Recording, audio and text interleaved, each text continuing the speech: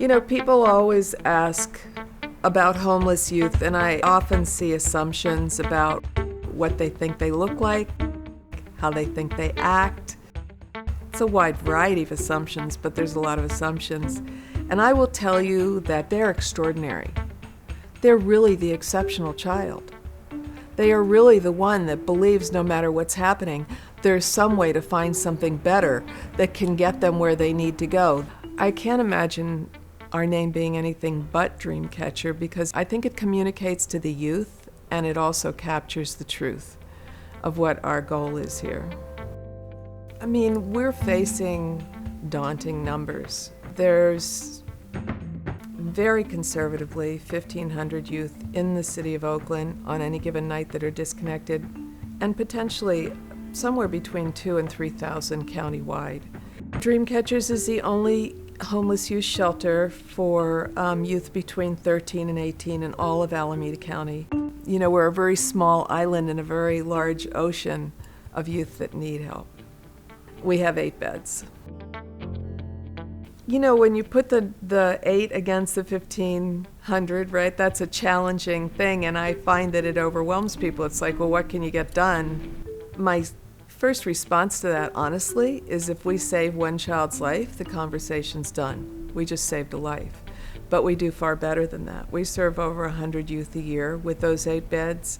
We serve over 300 to 400 in the drop-in center where they can get a meal, where they can start to connect and get help, even if their strategy is still couch surfing, or in some cases, they're even in worse circumstances. Within 48 hours of a youth leaving home, we know a third of them have been approached by an exploiter. Within 72 hours of a youth leaving home, we know that they are already a third of them in the process of being self-exploited in order to survive. We are the second largest hub in the entire United States for commercialized sexual exploitation of children, the second highest in the United States. The night that a youth leaves home, the day that a girl says, "Please get me out," that is the day or the night that their life changes. If we're not there that night, for some, there will never be a second opportunity. So our goal is to be their first bed, not their final safe bed. That's what we get them to. The final safe bed, where they can start building their lives, where they can create great futures. And they do. DreamCatcher just helped buffer my home life. It was huge for me because I didn't have support at home. And so when they came in and gave me that support with no strings attached, then it just drew me in. One of the worst moments I had was when I was about 12, 13, when I first was kicked out, because I wouldn't get a loaf of bread. And the feeling walking up the street with my black bag full of my clothes was the worst feeling. When I saw the DreamCatcher flyer, it was a place where I can find something to eat. I think the fact that I utilize the support center a lot as an after-school hangout safe place. I come to DreamCatchers to have dinner. I come to DreamCatchers to talk about my day at school. I come to DreamCatchers to use the computer.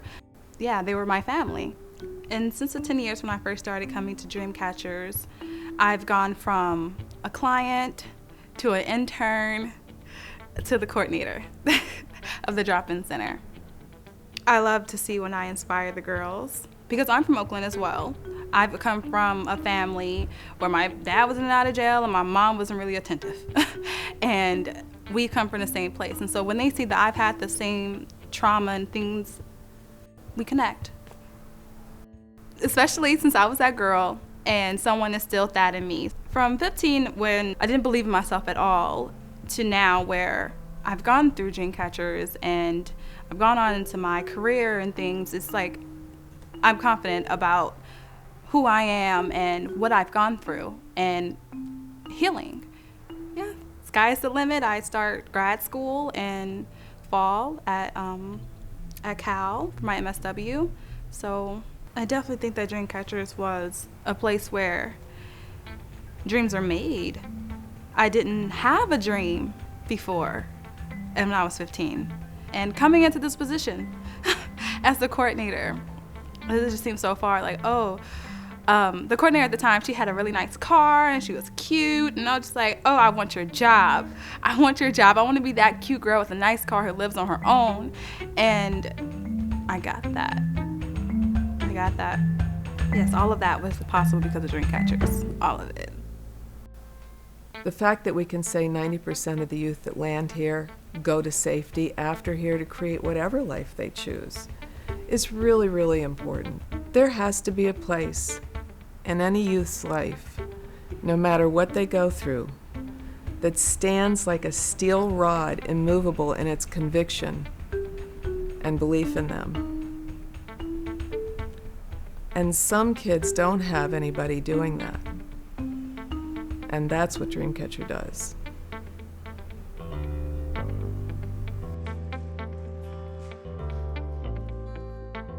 The transformation happens because the doors open and we're here.